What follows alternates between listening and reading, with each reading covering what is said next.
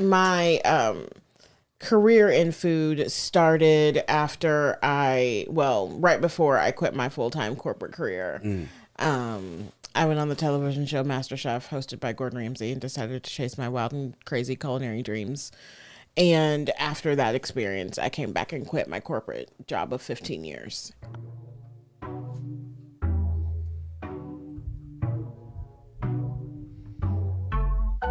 Y'all know what this is. Maybe you don't. Chef Dyke Michael's making food, and he's making comedy too. Thaddeus J. McKee is co-hosting with the guy I mentioned previously. And as always, there's a guest who is sure to please on Harder Brunch. Hi, and welcome to the Harder Brunch Podcast. I'm your host, Dyke Michaels. With me is my co-host, Thaddeus J. McKee. Slap it, pappy, want. On the ones and twos, the wheels of steels, the sauce boss of Indianapolis, and the last woke dragon. Give it up for Zach Rohn. Wait, he's not the last woke dragon anymore. And then we have three very special guests in studio from the Black Girls Eating Podcast. Candace Void, Tanorria Askew. And David, I didn't catch your last name, David. McKissic? Yes, sir. David McKissic, you're here. Thank you for being on the program today. Thanks for having us. Yeah, thanks. You guys get that real close there. Before we get started, we are very excited to talk to you about our next event coming up. It's going to be dope. Very excited. It's been a while since we did a pop-up. We're going to be doing the Harder Brunch Presents the Backyard Brunch Summer Series. It's going to be an island theme party.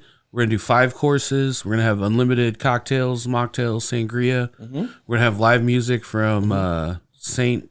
Auburn. Yeah, and we're going to have a live islander there. Yeah?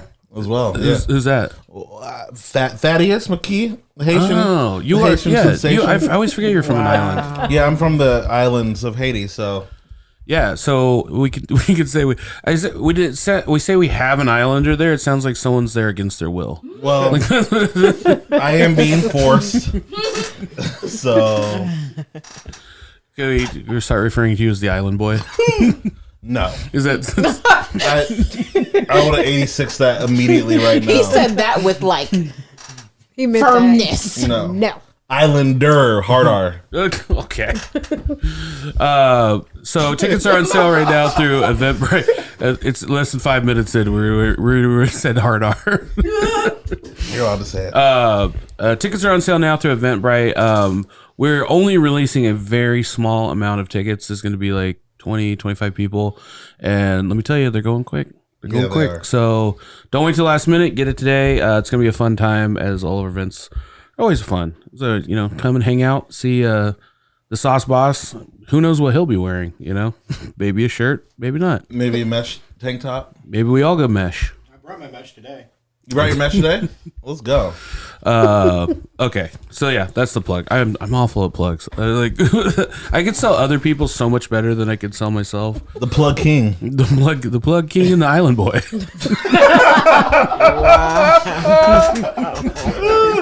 The comedy album. Yeah. I think we got a new show. Speaking of shows, I really enjoy yours. I love having other podcasters on. I was a little disappointed that you guys weren't eating more on the show. But then, because I was like, oh, they're going to be eating. And then I was just like, no, we're the only ones ridiculous enough to do that every week. People bring us treats. We've Yeah. had these beautiful charcuterie boards. We've had chocolates. So we've partaken. But Tea. yeah, we've had tea. We've had wine and champagne. Yeah. But it's kind of like, all right, let's get this done. Yeah. Tell me about the inception of this show. How did it come to be? Well, Tanorria and I hosted several events together over the years. And we talked about doing kind of like a traveling show, so to speak. And then there was this thing called a pandemic. And we're kind of like, well, we can't go anywhere, but we could, talk. And so we did a creative mornings together. And after that, people were like, so where can we find you guys? And we're like, well, I guess that idea of the podcast really is going to happen. Yeah. So that was 2019 that we did Creative Mornings, right? I think originally we just wanted like to create this collaborative social media presence. We didn't even say it would be a podcast. Right. But after sharing stages so much and then Creative Mornings, it was like, okay, that's the direction we need to go in. Yeah. And what are your backgrounds in like in and around food exactly? Yeah, so I mean, I've been cooking since I was a little girl. But I almost said me too. I mean, okay.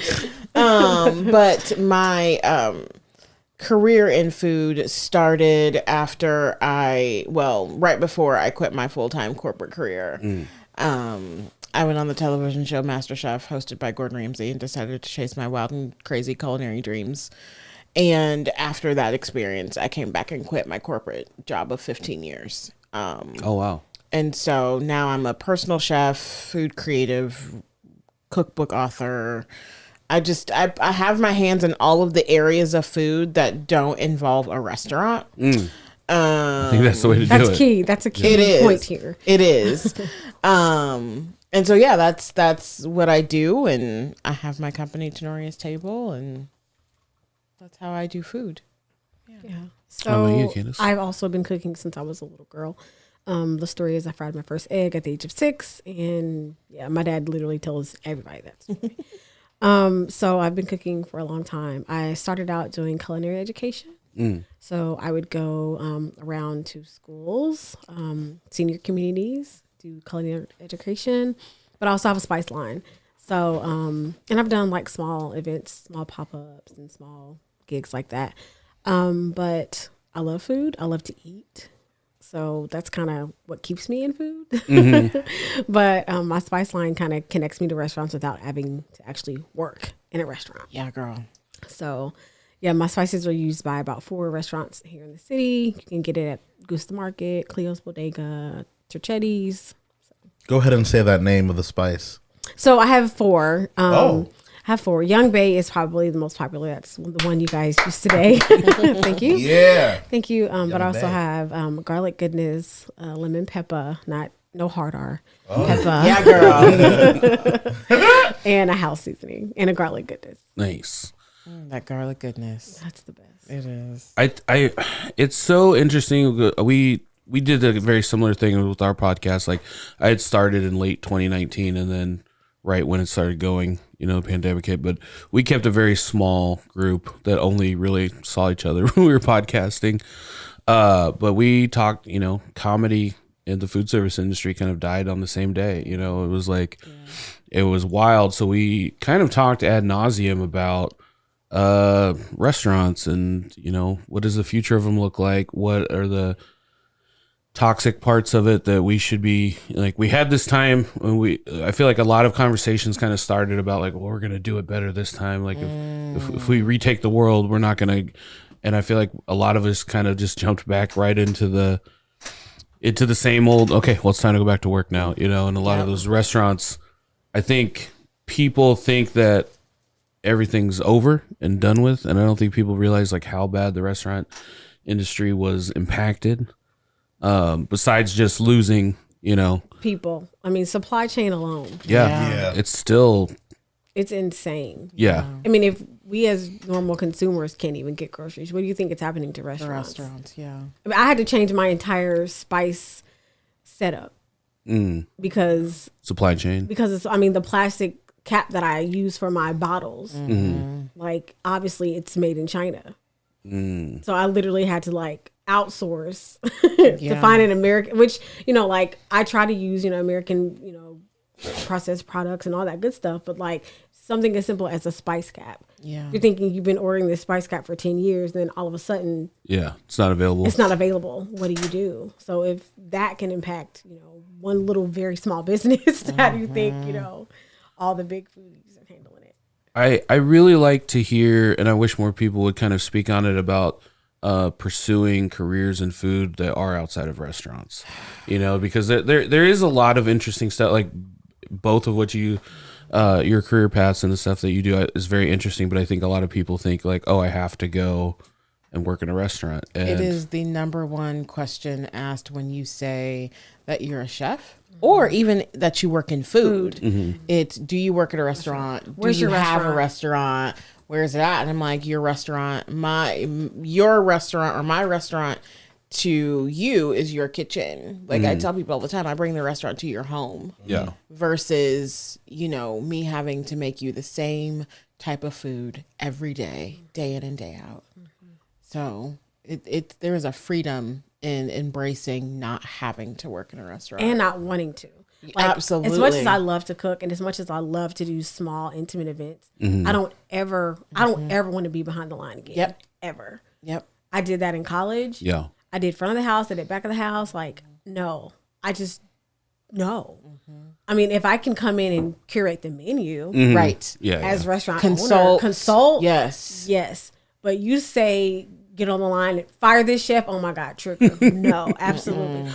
PTSD. gets- Yeah, like no, like I just don't want that. I mean, like our sound engineer who's here with us today, David, like technically you can say he has a career in food because he produces a food Absolutely. centered podcast. So that's a whole nother way to look at working in food. Yeah. And I think the one thing that I can honestly say like the pandemic afforded us is the way to look at how we're being creative in other ways that are not slaves to the establishment. Yeah. Like 100%, this, yeah. this is a creative endeavor. It's something that nobody else can do. No, there's a million podcasts, but there's only one Harder Brunch. Right. There's only one Black Girls Eating. Yeah. There may be a Black Girls Eat, but they're definitely not Tanorria and Candace. They Yeah. don't have the same sauce. They don't have the same sauce, literally. Well, I am starting the Harder Brunch 2. And it's going to be good. I was going to ask you about that if you want to be a part of it, but That's cold, man. That's ice cold. I can't believe you do me like that. it's collaborative. One of the things I don't even know how to get into this, but one of the things that I guess I ask myself a lot, or I've been asked a few times, like I feel like you guys definitely have a black show, right? Like there's no question about it. When I started, I was the only black dude on the show, so I never thought of it as a black show. And then Thad came on, and he just also happens to be black. So I never really thought of it as a black show, and we're not sure what the hell Zach is. We don't. It's a don't ask, don't tell kind of thing. But some people like ask, would you consider yourself a black show? And I'm like, I consider myself black. Like, I don't know.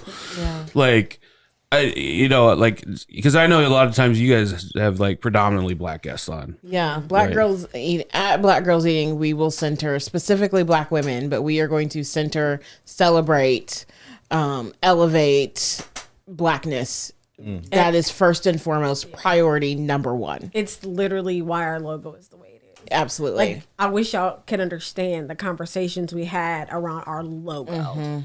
Is she dark enough? Are her lips popping? Are the earrings gold? Are they hoops? Are they hoops? Yep. Yep. How's the fro? Are we going to have curls? Are we going to put kinkiness in the fro? Yep. Because we're black girls. And so, yeah, we created this show for us, but to also center other black girls who never see themselves represented on the podcast. Right. So, yeah, like my daughter, like she'll tell you, yep, my mommy does Black Girls Eating with Tanorria. Because it's black girls. Yeah. Like, she'll tell you that proudly because every other freaking show in the history of TV, I mean, yeah, we had the Cosby Show, right? Yeah, we had Living Single. Yeah, we had, but even those shows, the behind the scenes was black. And so even in our effort to curate our podcast, we sought out a black engineer. Right. The person who created the intro music to our song, it was a black woman. And so that is our lawyer, a black woman. Yeah, our attorney, a black woman. So we have been like very, very strategic that if we cannot center a black woman, then we're going to look for a black or brown person. And then if we can't do that, if maybe someone else we find is a better fit, there at least need to be a woman. Oh, okay. Yeah. Well, I mean that's dope. I think that you're creating a thoughtfully creating a brand about what's like the most important to you, and I love to see that kind of representation, and you guys are killing it. Thank Thanks. Thank you. We're doing our best. I mean, we're pretty awesome. Yeah. I'm not afraid to say that. Sometimes I have to remind Candace because she's a little bit more modest in that area. But I'm like, no, we're fucking awesome. Can I say that? Sorry. Oh, yeah. All right. Thanks. Yeah. You use the word awesome anytime you want. Thank you so much. Well, we're going to bleep out that horrible cuss word. My kids watch this podcast. I just think it's important for us to, you know, I tell people all the time, sit in your awesome, celebrate your wins, because especially as Black women, we are more criticized than anything, or more meticulously inspected to try to find something wrong than anything. So when we do something awesome, or when, you know, we meet a milestone, we're going to celebrate that. Even if it's just a quick text message, we are going to celebrate that. Absolutely. That's awesome. I have a question for you. Did you get yelled at by Gordon Ramsay? No. No.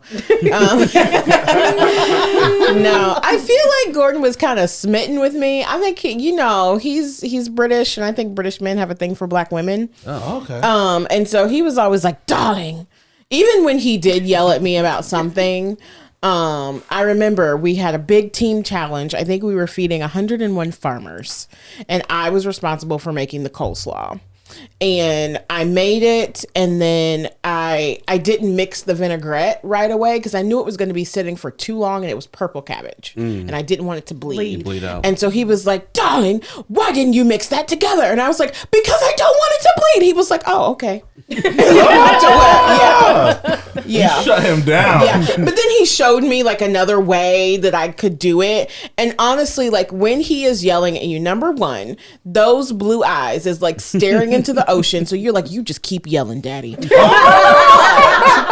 Also, number two, he's yelling at you and like telling you something genius. Yeah. So you're like, please keep yelling at me. And I'm also learning from you. Yeah. I never realized it was so hot and steamy behind the scenes of MasterChef. I mean, he's quite the looker, wrinkles and all, and he smells amazing. I mean, his cologne is probably like crazy expensive, but it smells fantastic. He hugged me 3 times. Hey, Not that she's counting. Let's go, Gordon. Shout out.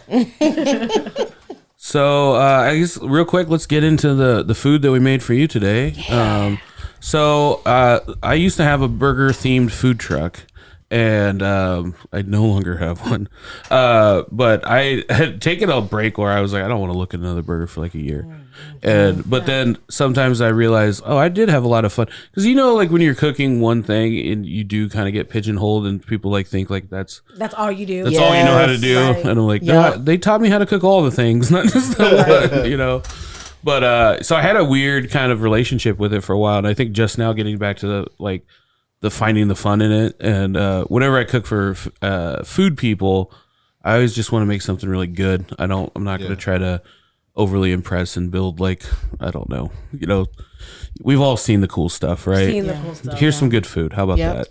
And that always seems to go over well. I feel like my luck, if I would try to go super fancy, I would just botch it, Like the one time I was on the Food Network was in culinary school, and they were filming something just for the website, and somebody had given me some butter that they said was clarified, and I was doing all these scallops. It wasn't clarified.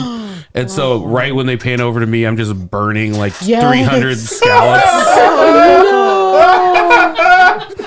And I was like, and that was right before I graduated. I was like, there goes my whole career. That's it. It hasn't even started yet. Yeah. Scorched scallop sounds like a restaurant, though. Scorched scallops. I'm not sure it's one that I would eat at, though. Yeah, it's going to fail in the first month. But it's the name that counts. I would eat there. Scorched scallops? I totally would eat there. Yeah. It sounds hot. It sounds good. Spicy. Yeah. Oh, okay. I get that. I get that. So I was like, yeah, let's just do burgers, fries, and shakes, and then Zach and I get to play around with that and see what we could do within that theme. I started off with the one bite of it was more than one bite. My one bites get a little out of control, but it was a chorizo burger with the yuca fry, and then I did a vanilla milkshake crema. Now help people out. Is the yucca is the yucca a root? Sounds like a yucca root. Yeah, it's a tuber. It's a tuber?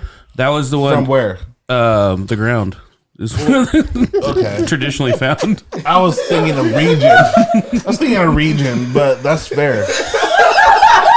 Now, is the root usually from the sky or the ground? I heard this in elementary school at least once. So full disclosure, I just had a feeling that Thad had never seen a yucca before. I don't know why. And I had it sitting out, and he was in the middle of saying something to me, and I just picked it up, and I just made the most serious face I could. And I was like, I just found this in the downstairs toilet. Stop it. And his face, he was just like he recoiled back. I like, shook. Well, first of all, why are you picking that up with your great? Well, I thought it was mine for a second. I was like, did I not flush? Yeah, it was bad. It was jarring, if you will. And then you did the second go. Moving on from feces talk. What was you had the second? Oh, you don't have a microphone. Jump in here, Zach. Come over here. Come over here. Come on in. Come over here and talk to us. So I did buttermilk onion rings with Vidalia onions, and then I used the Young Bay seasoning in the batter mix.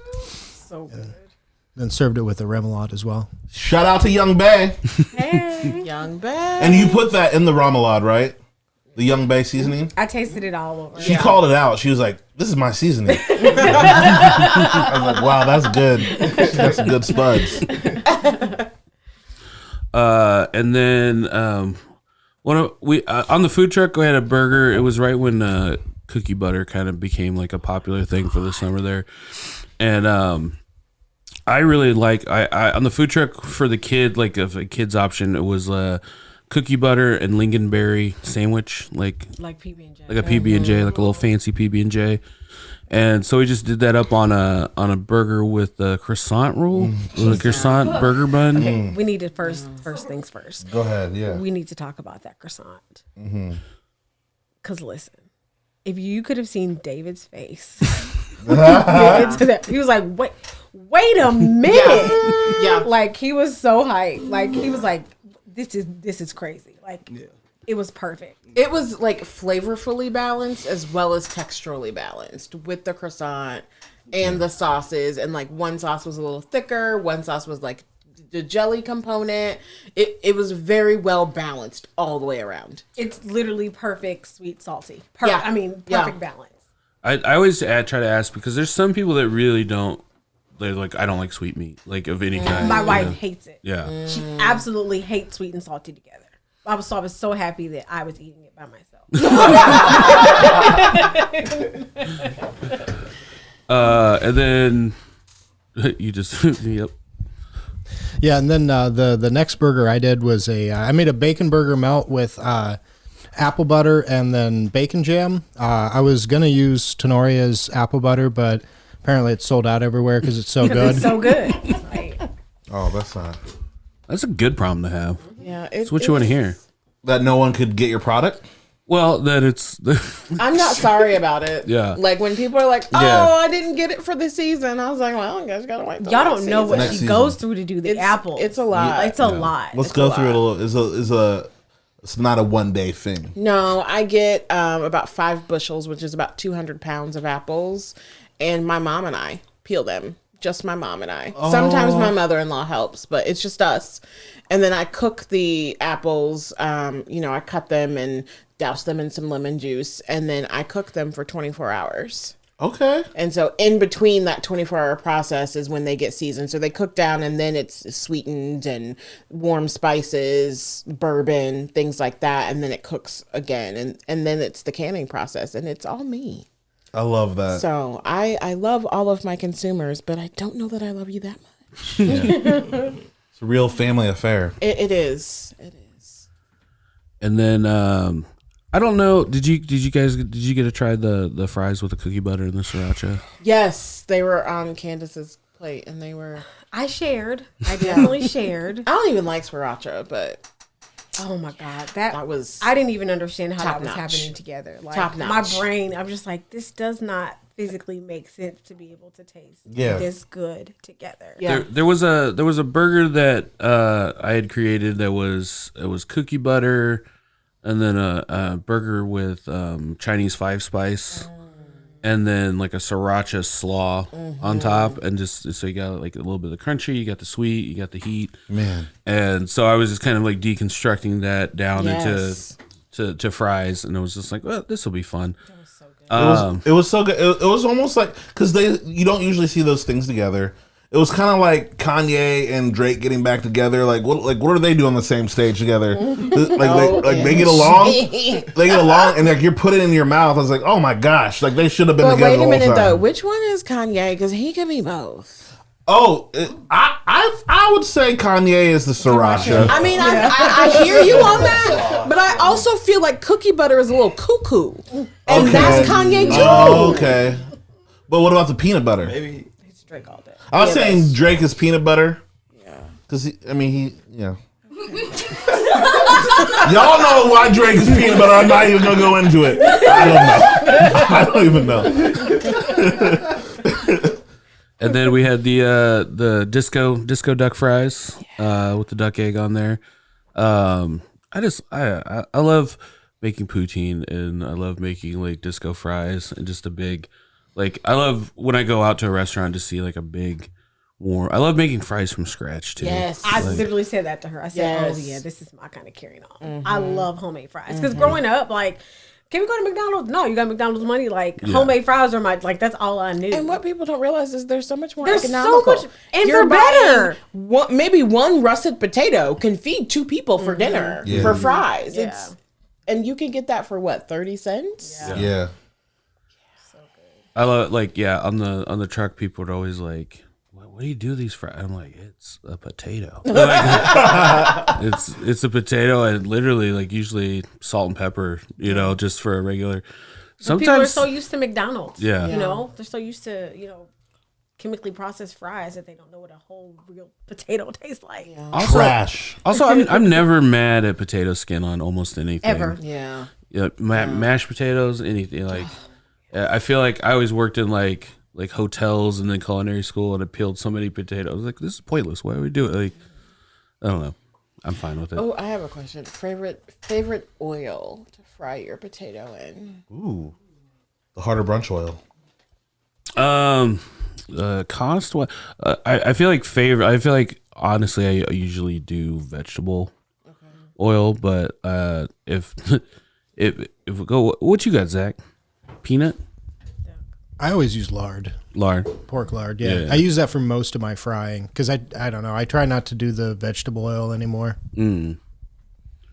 I think I always was kind of using what was economical, what made sense, and a lot of times. But yeah, I love fry. I mean, if I got my druthers about me, it's brisket fat. Yeah, I was gonna say beef fat is Yeah. my favorite. It's my Nice favorite. tallow. I was on one of these episodes, I did just like a giant hash brown in a skillet in brisket fat, and it was like literally the best. I mean, I don't pat myself on the back too much, but it was the best hash brown I've ever had. And then I tried to do it again, and I never got it as good as the first time.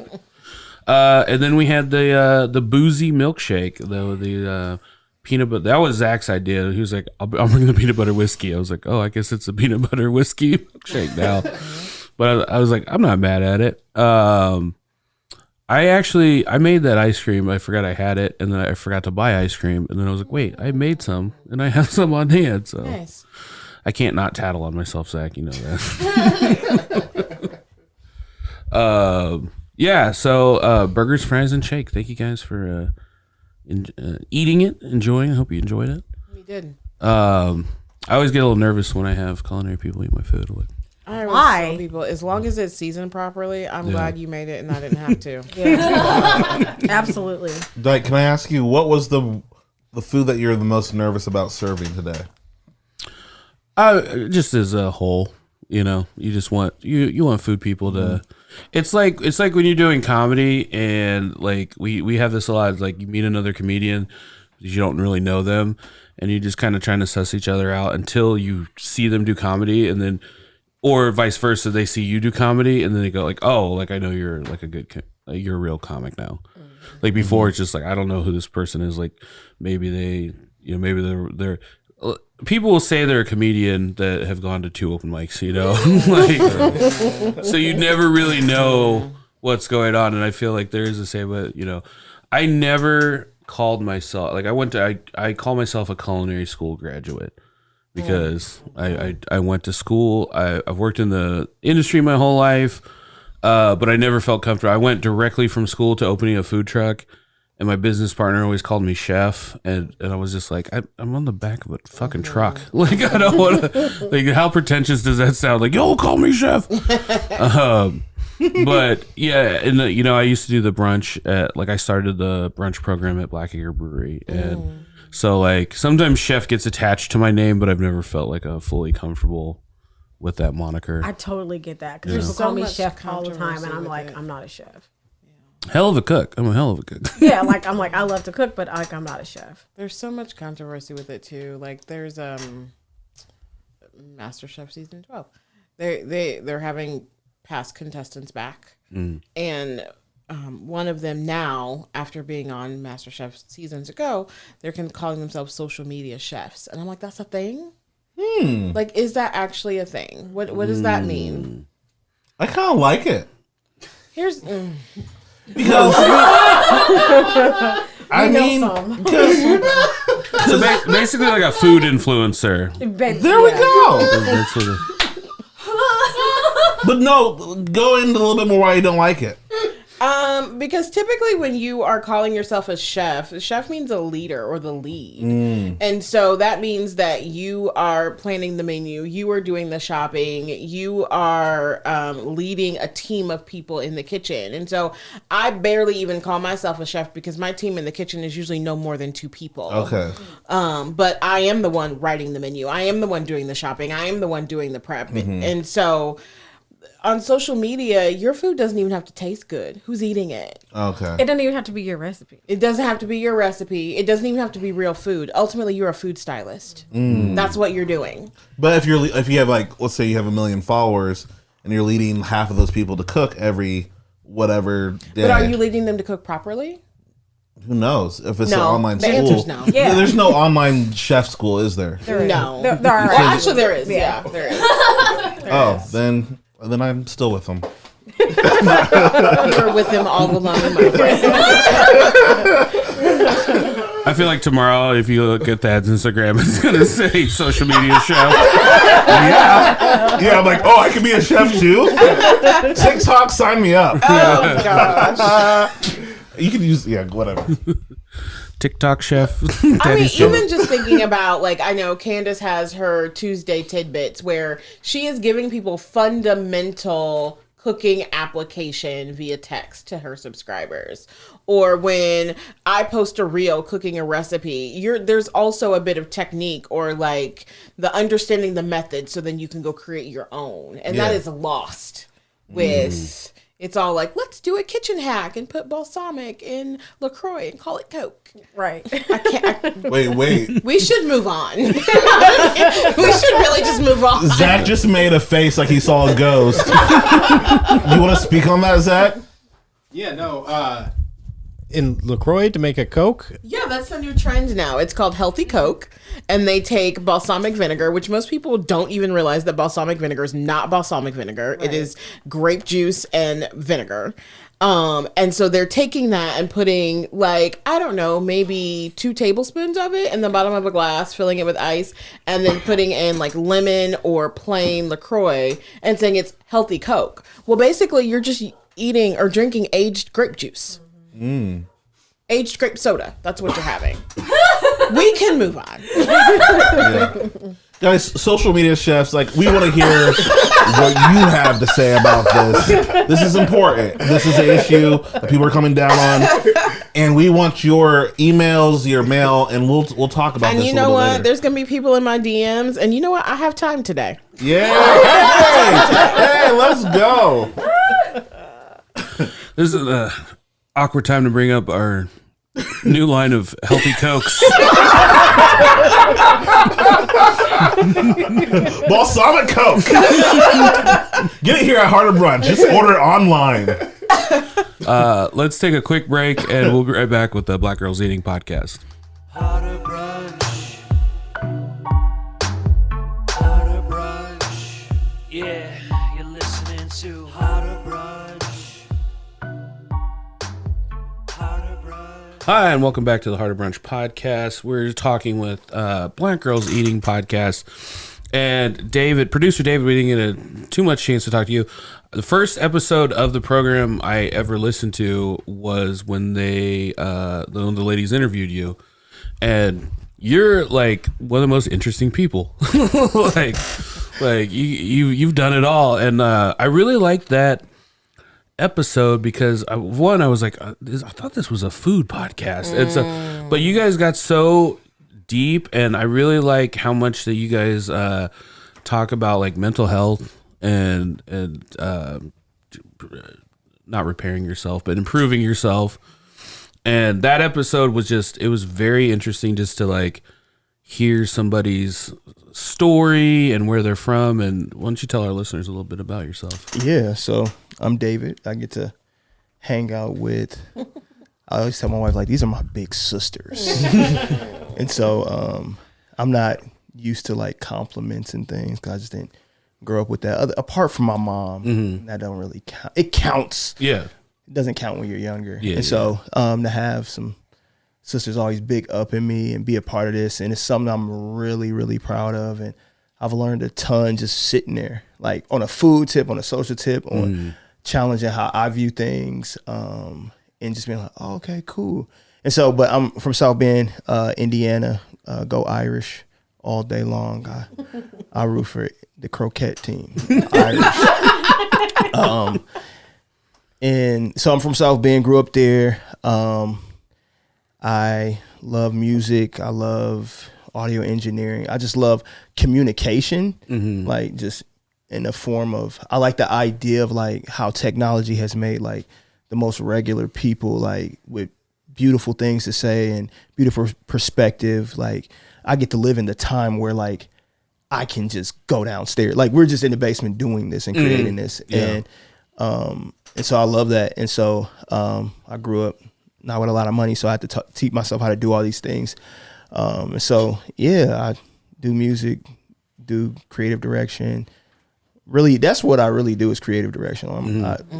I've had to learn how to do these other things so that I can creatively direct because I was broke. And so, yeah, but I get to do this podcast, and I enjoy it. I love it. It's dope. And you also rap as well. And I rap as well. Where can we find that? Spotify, Davey Asaf. Spotify, Apple Music. Been doing that for about 5 years. Had released 2 albums. Have done pretty well, which is weird because when I remember I released my first album, it was me and my brother, and we were like in his apartment, and I'm like, I released it. I'm like, man, my friends and family are gonna love this. And we go out, it releases, it's like top 100 on iTunes. I'm like, okay. Yeah. I go to sleep, wake up, and I look at the 100 spot. I'm like, dang, it's not there no more. And my brother texts me, he's like, bro, you top 20 on iTunes right now. What? And so it was like, oh, and then it was cool because it's like, you know, I made it on like this, like $100 worth of equipment.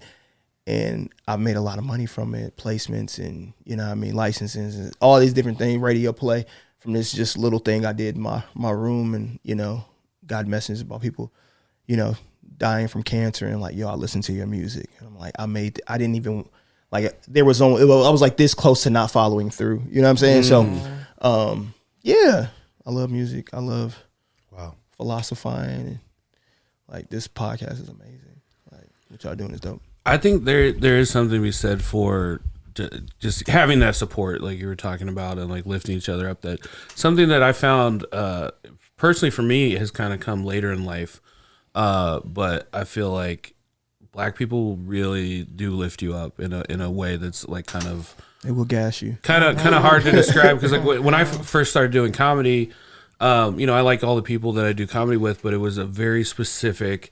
Like a lot of the rooms were like, it was like 25-year-old, college educated, predominantly white. And I got to a point where it was just like, man, I want to try like a black room, which is also weird in comedy, like because you say that and people are like, oh, what? There's a black room, like comedy segregated. I mean, it's not like that, but like, so it's like black church and white church. Yeah. So it's like same thing, very different.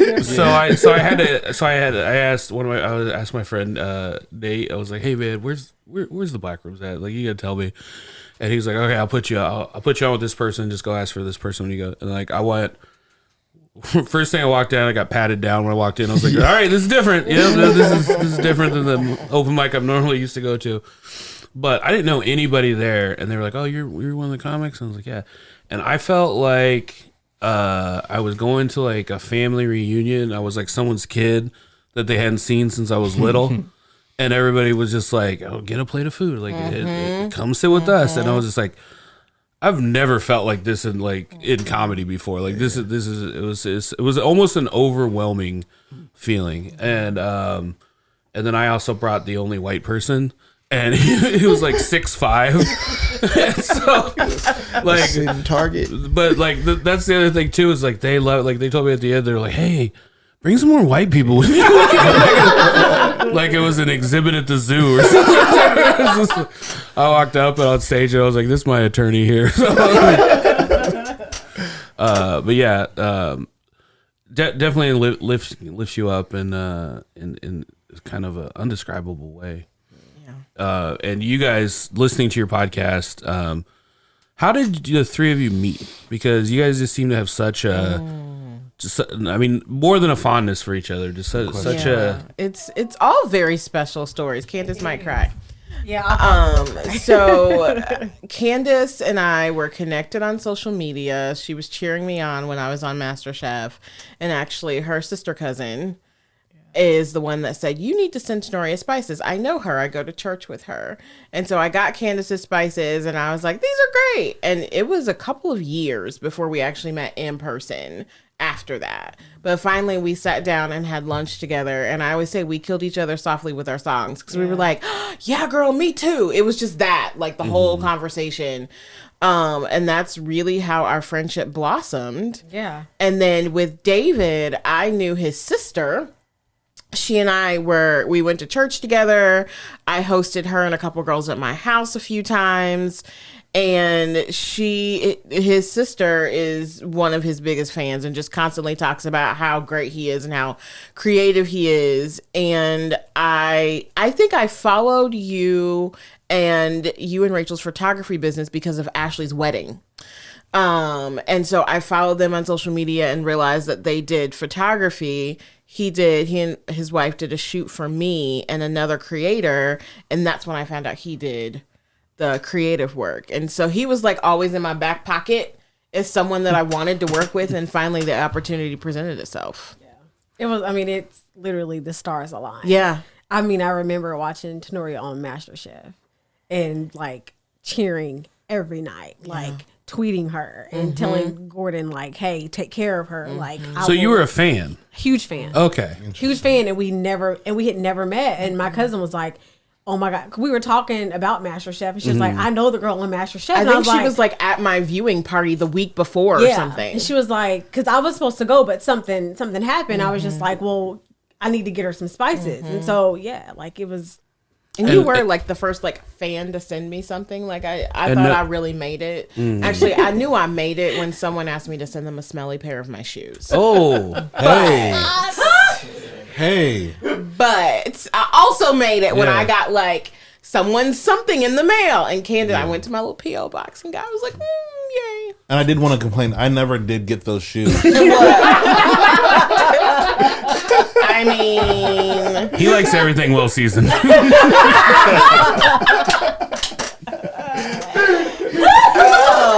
Just saying. That was a legit request on Instagram. Someone's like, I just think you're great. Can you send me a pair of flats? And then they specifically said, your smelliest pair. Okay. Block. I kid you not.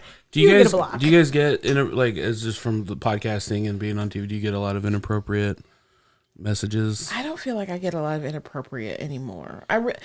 Even my castmates, they got a lot of dick pics and stuff like that. I fortunately, I just feel like the world knows not to travel after. Yeah, absolutely. Like you don't come to me with no foolishness. Yeah. Like, if you would say it to your mama, don't say it to me. Yeah, Right. So Yeah. no. I mean, You're not putting that out there. Yeah, like I'm not. No. yeah. No. I've always said that I feel like black women can see directly into my soul, and they see every bad thing I've ever done. In high school, we were just talking about your shirt earlier. Like, so I used to have hair, believe it or not, and I had the biggest afro in Ben Davis. Okay. But it was the '90s, so it was orange, and so like Are we blaming that on the 90s? Yeah. I made a lot of bad decisions. It was the 90s. And like, you know, I'm biracial, so I have like long spiral curly hair if it's like fresh out the shower. But then if I dry it up and take a pic to it, I just had a giant fro. And it would be the only day the black girls would like mess with me, you know, was when I rocked that fro. And I'd also be very high a lot of times when I came into school. So like everyone's looking at me and I'm like, everyone knows I'm high. But Like the guy with the orange hair. I also have 3 feet of an orange like hair. People used to like blow smoke into it, and it would look like my head was on fire. Oh my gosh. Man. 90s were wild, Dad. You should have been there. Yeah. I mean, I was there. I was a little bit younger, but I did not have orange hair. Yeah. What do you guys think? Where's the future of the podcast going? What do you guys got cooking in the books? I mean, we just graduated from infancy to toddler stage, and I feel like becoming an adolescence is going to be a little faster than we anticipated. Yeah. I mean, so in the past 2 years, we've probably been on about 10 different like podcast lists. Yeah. Apple put us on one of their lists of black podcasts to listen to. Yeah. Like I called Tanorria, like the one thing that like is always going to still shock me is when people are like, "Oh my God, look at this! This is you." So like my phone started dinging. I'm like, "What did I say on Twitter now?" Because I'm always with the shits on Twitter. And so I'm looking and my phone's like ding, ding, ding, and I call Tanorria and I'm like screaming. I'm like, "Oh my God, it's Apple! She's like, "What? Slow down, Right?"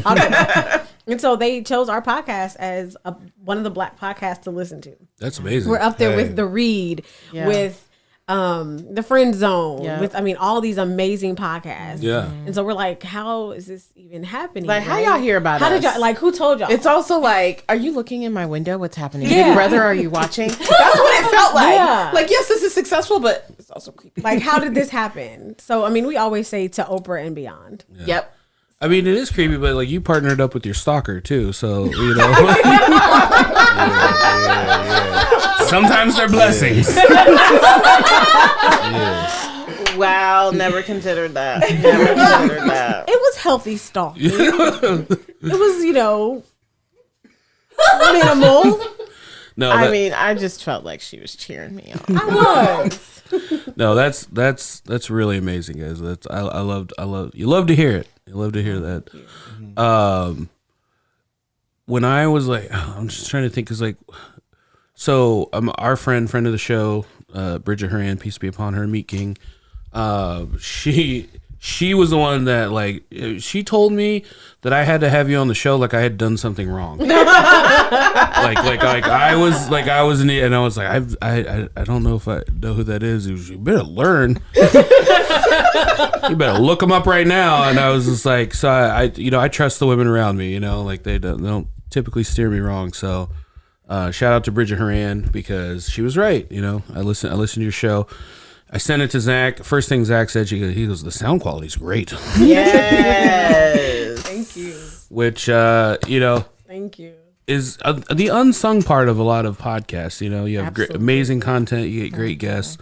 But if it sounds like you're recording in a tin can, it's like... I think Candace and I mean, we always say that we're friends first, business partners second. And that rings very true in even our decision making. for the brand. But one thing Candace and I do well with individual in our own respective projects, as well as this one, is that we are totally fine with staying in our own lane.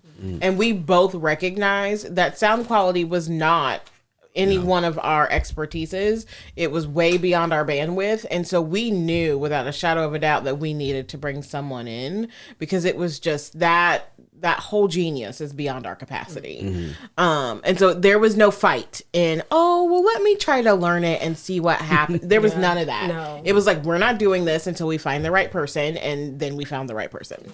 I mean, and he makes us so much. I mean, there are times when, I mean, you all know you're recording a podcast. So if something remotely sounds wrong, I mean, David hears that and he's like, hey, hold on 1 second. I mean, and we record in a creative suite, but there's oftentimes a church service that's going on at the same time. I mean, full on drums. I mean, like there's 80 people in this room. Talking black church? African church. I mean, Okay, it's well. boom, boom, Yeah. boom, boom, banging. But you would never know it, Yeah. right? Never know Because it. we're so sound tuned, and we care a lot about the quality of our product. Yeah. We just do. David is like the best friend that tells you have something in Your teeth, exactly. Yeah.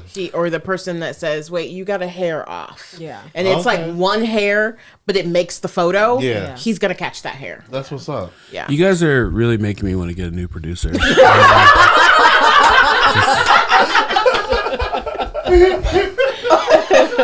Just getting so jealous right now. I'm just like, wow. It's the skin color. No, it's the content of the character.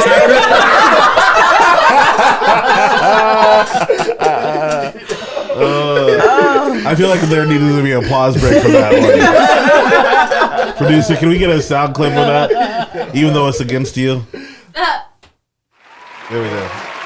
It was delayed. See, this is what we're talking about. I rest my case, Your Honor. What's been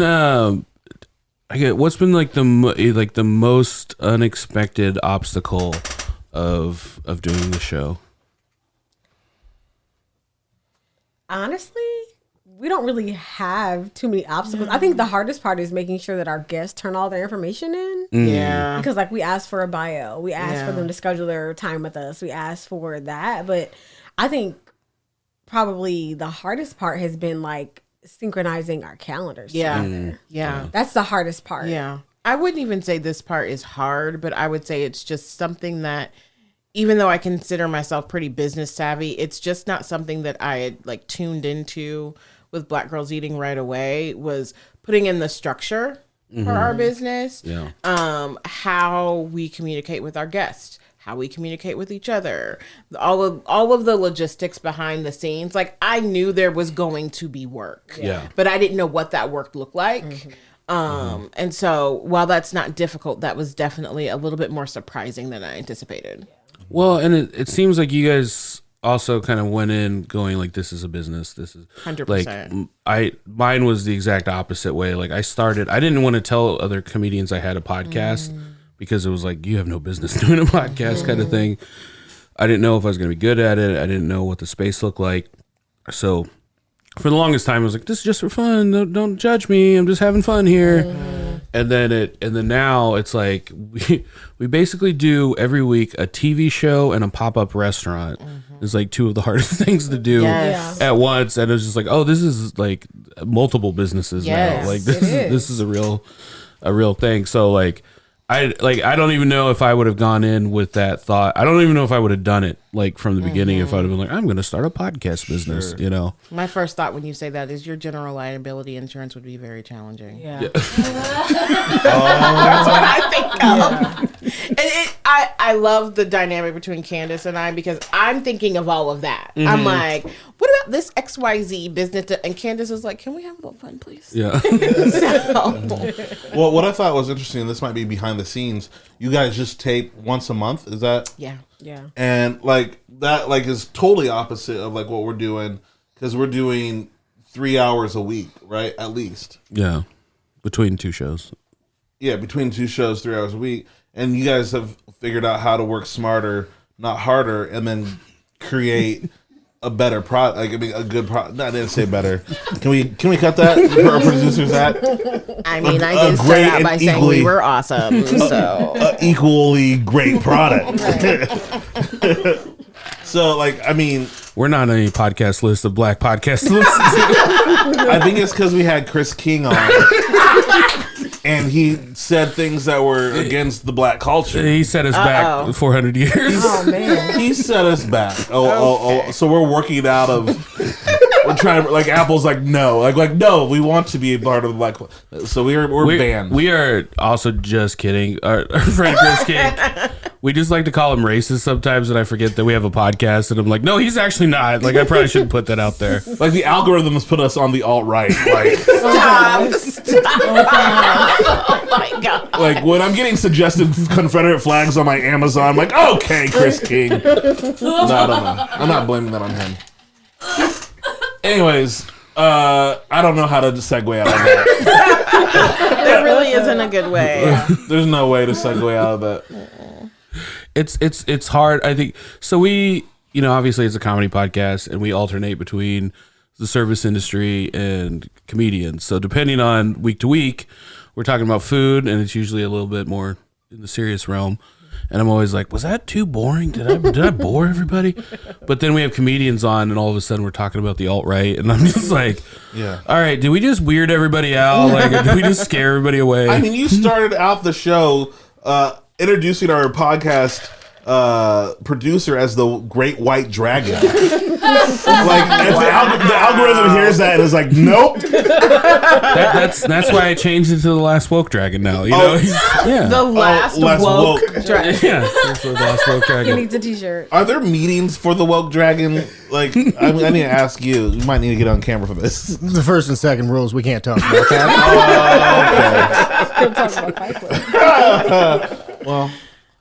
But yeah, so it's a much different show. I don't know if I could be serious that long, but I do appreciate listening to a podcast, and you guys have fun too. Like, you guys, we do. You guys mix it up. I've learned stuff from your podcast. I found out that I should not say chai tea. Yeah. Right. That's ignorant. Yeah. Right. I should not be saying that. It's because chai means what? Tea. So basically, when I say chai tea, I'm saying Tea. tea. Yeah, that episode made me thirsty. Like, that episode made me want to go drink some tea. I mean, Ruchi will be at the Broadway Farmers Market this Wednesday, and her chai soda is amazing, top notch. Yeah. Chai soda? Chai soda. Yeah. She makes a chai syrup that's like concentrated chai flavors So good. and mixes it with LaCroix. Tea soda. Excellent. Get it. Get some tea soda, y'all. What's your favorite episode of your own show and why? That's a good question. Oh, probably the wedding episode. I was going to say the same thing. Why is that? Because we got to interview our partners, and a lot of times people don't realize that when you're in their creative field, such as podcasting, that there's a partner behind the host. And what's great about Tanorria and I's weddings is that she helped me get ready, but I also was her officiant for her wedding. Yeah. Oh. And then we got married 30 a month days and a half apart. Yeah. Oh, wow. Whoa. Yeah. So Yeah. Both And super everyone has intimate. love too. This is the opposite of our podcast. Yeah, we've interviewed your dates. Did not turn out that well. A lot of tears that day. There was a lot of. Shout out to Jessica from Tinder. Hey, it was fun. David, how about you? The wine episode. What's her name? Oh, Nicole from Sip and Nicole. Share. Yeah, she just put me on so much That was game. an educational Like, I'm sitting, I'm like, moment. I could take the bottle with me out of VIP. Didn't know that. So I'm like, hey, go grab the top. I need the top. So then she's like, why you buying glasses of wine at restaurants? Just buy the bottle. It's cheaper. Yeah. I got to doing the math one day. I was like, I'm being robbed. Bottle. Just bring the bottle. So no, it was just, she was how to deal with hangover. She was just like straight. Like, that was just probably one of my fun. Yeah, it was a really good episode. Yeah, it sounds nerdy, but I love learning stuff. You know, like I love that. I love learning stuff. So like when you get somebody, especially someone who's like a specialist in one field or whatever, they just kind of start breaking stuff off the top where you're like, oh, How I've been walking around this whole didn't know that. Yeah. Yep. And by the way, I feel like you guys would be great people to get like bottle service with. Like, I'm proposing this. Like, wherever you guys go and get those bottles, just invite. I think Dad just wants to hang out with you. Yes. Okay. Fine. Fine. It doesn't have to be a podcast thing. I just want to hang out. This isn't so much a podcast as us interviewing new friends. Would they be good friends? Do they like snacks? How about you? What was your favorite episode? I feel like it was the wedding episode as well. The wedding episode and also our very first. Just our little, I think it's like a 7-minute trailer. Mm-hmm. It just, every time I listen to it, I get warm and fuzzy and I smile from ear to ear the entire time because it was like, wow, this is actually finally happening. Yeah. That's awesome. Yeah. Let's play that clip. Yeah. Got it all queued up, right, Zach? What does Indianapolis mean to you? I know that you guys are deeply rooted in the community, and I found out about you because you were both at like a community event. What does Indianapolis mean to you? Candace, you want to answer that first? Yeah. Indy is my hometown. It's where I was born and raised. So I have a deep love for Indy.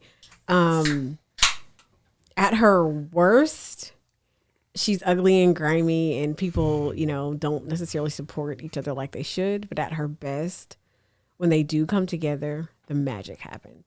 I've literally watched people connect in a room and it's like sparks. I've seen a photographer link up with a videographer. I've seen videographers get bridal clients. I've seen, just amazing magic happen. So the community is amazing. I love our food. I think we've got great cuisine. I think our art scene is probably one of the most underrated when we think about the artists that we have in the city. I mean, we literally painted a Black Lives Matter mural on a street and people were so mad about it that they painted over it, like threw paint on it the day it was done. What? If that doesn't tell you that art is resistance, I don't know what does. Yeah. So I think we've got these little pockets of greatness. And if everybody could just see that, that you have your greatness and you have your greatness and I have my greatness. And if we all just continue to live in it and no, I'm not riding in your lane because I'm rocking the hell out of my lane, we could be so much more than we really are. I think Indy's wonderful. I've lived here my whole life. I raised my daughter here. I can't say that I would want to live anywhere else right now. I love it when it's warm outside. We have great summers. Second it gets cold, I'm like, fuck this place. Yeah. The minute that temperature drops. But yeah, like Indy's a wonderful place to be, with all her quirks and all her weirdness. Yeah, that was a real love letter. It was. That's why I let her go first. As it should be. Yeah. You guys aren't topping that. I think. He doesn't even want to ask me. It's okay. I'm fine with that. No, go ahead. I want to hear yours. I have a love-hate relationship with Indy. Well, I don't just say Indianapolis. I say the state because I have lived in several different cities. When we first moved to the state of Indiana, we lived in Kokomo, Indiana, because my dad worked for General Motors. Oh. And my mom was like, "Get me out of here." And so I have never really felt like I belonged in Indiana because coming from Tennessee, I was told I talked wrong. I was told I looked wrong, especially with like a lisp and Southern dialect and all of that. And then I overcorrected and I was like, I sound too proper. It was a whole thing. And so I would say probably the last 10 years, I have developed a relationship where I have embraced the parts of Indy that embrace me. And that has allowed me to see Indy in a different light, a different viewpoint. And so if it weren't for the people, like the two individuals sitting across the table from me, I would have been long gone. Or I always aspired to leave. And now I'm content. Yeah. Yeah. What about you? Indy, I'm originally from South Bend, so Indy I would call Indy home for me now. Yeah. And so because I've been here for so long, I think it's a dope time to be alive and to be in Indy, because it doesn't, we were talking about this earlier, it's a young city. And so I get to be a part of kind of the shaping of the culture. Like, if that makes sense. It might be big-headed, but no, I think that when I go to other major cities, it's still we're catching up, or we're growing. And so and I think right now is a super important time, from the cuisine to the art to the music to even just all the industries that are like want to be in Indy. They want to be here for a reason. And so I think just to be here and desire for all these things to kind of flourish and be a part of that is super dope. So yeah. That's awesome. Yeah. I know I've said it a bunch, but I really enjoyed having you guys on the program today. You guys really exemplify Black excellence. I enjoyed. We were talking earlier about like your heroes and stuff like that, but the people that I'm trying to replace like celebrities with is just like real people that I meet doing real stuff. Yeah. And just from listening to your podcast and like hearing you guys talk just amongst yourselves, I was like, there's something so real here that like this is like you couldn't have a TV show like this because they would get 3 actors that don't really like love each other, like, and I could feel it. I could feel it. Like, I mean, all I do at work is listen to podcasts. So I was like, oh, this is, I also listen to a bunch of comedy podcasts and they're all garbage. So like when you hear something real, it like hits a little bit different. You're like, oh wow. Like, yeah. Like when they came in, I tried to shake their hand and then like they did like this like 1 hour hug that I was like, oh, I'm not a part of this. Like I need to probably leave them alone. Dim the lights. I was like, this is real love. I'm not used to seeing this. You did say the hug went on to a bit too long. Yeah, I was like, I don't know if we're doing this. But no, they did. Like they came in, like because they didn't see each other. They came in, and embraced each other. They have their own separate lives, family, and they came in. They just hugged each other, and like I was like, oh, this is real love. And I was like, Dyke never hugs me. I was like, we don't have that on this podcast. No, but the love is real, and then like even the conversation today was really fun. So I'm gonna be a fan of your podcast for sure. And I'm gonna continue listening. Thank you. Can you drop a beat for me there, Mr. Dragon? Thank you. I don't know. Would you like to start? Where can people find you and follow you on social media at? You can find me and all my shenanigans at Tanorria's Table. That's 1 N 2 R's. My mom did not name me Susie Smith. But everywhere, every platform is Tanorria's Table. And of course, you can find us on Black Girls Eating. It's the same everywhere except for Twitter. It's BGE Pod. Yeah. And so I am Food Love Tog on everything. So follow me. Can you spell that out? Yeah, sure. It's Food, FOOD. Love, like love, LOVE. Tog, TOG. It's on everything. Thanks. David? Davey, Asaph, ASAPH, Spotify, website, buy my merch, all that good stuff. Plug. Daddy's Jake. You can find me at Thad McKee on Instagram and Twitter. Zach Roan. No microphone. You can find me at Zach_Roan. Or just under a bridge sometime. Womp womp. I'm at Dyke Michaels on all social media, and check out our Patreon. We have a pretty cool Patreon. It's only $3. Patreon.com/Harder Brunch. You get additional bonus content. We have the one, the only Tenna McDonald is going to be on today's episode, so you're going to want to hear that. Now, is it going to be the same? Is the After Brunch? People have been asking me, is After Brunch the same as Harder Brunch? No, this is our grown-up podcast that we're on now. Mm-hmm. The next one is When We Act Wild, where we let our hair down. Yeah. Oh, I did that a long time ago. The afro fell off in the 90s. Thank you guys so much for being on. It was a pleasure meeting you. Yeah. And Thank you. we'll see you next time.